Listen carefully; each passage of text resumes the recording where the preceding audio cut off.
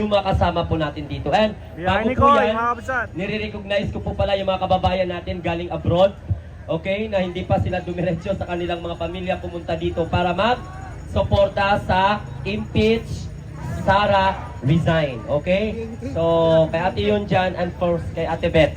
Shout out po sa inyong lahat sa mga Pilipino na nanonood online. Maraming salamat. So, ibigay ko na po yung microphone kay Koy para ipakilala yung isa sa mga grupo na sumusuporta po sa activity natin ngayong hapon.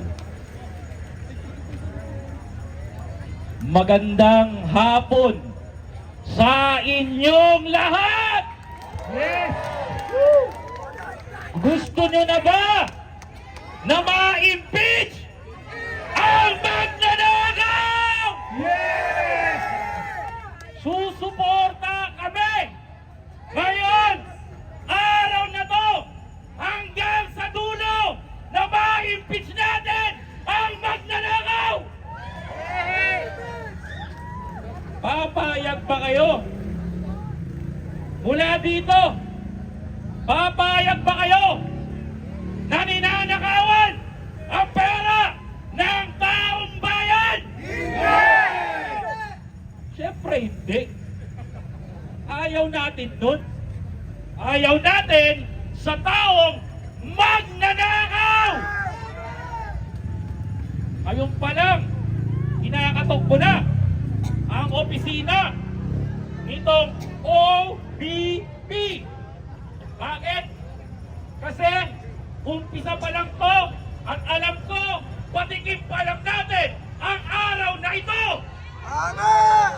Bakit nga ba tayo nagkakaisa? Bago ko itaas ang kamay ko, nais kong batiin ang lahat ng mga kapatid nating loyalista. Binabati ko rin ang mga kasama natin mula po noon na hindi man tayo magkakapananaw ng posisyon pero nagkakaisa sa laban na ito.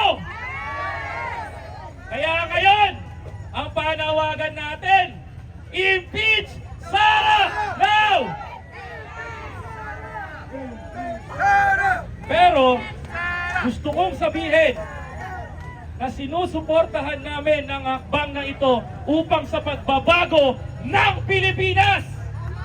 Panawagang ikulong si Sara, panagutin, sabi ng ating kababayan ng Party Lista Bunyog.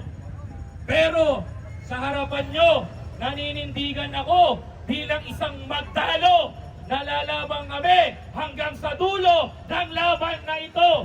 Kaya sa panahon na to, Presidente si Pangulong Bongbong Marcos, ang hatid ko sa inyo, ito saluhin nyo, bagong Pilipinas para sa lahat na natin dito.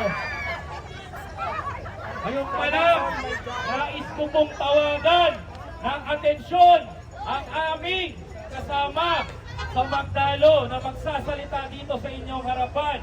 Ito po, ihahatid ko sa inyo si Sir Eugene Gonzales. Yes.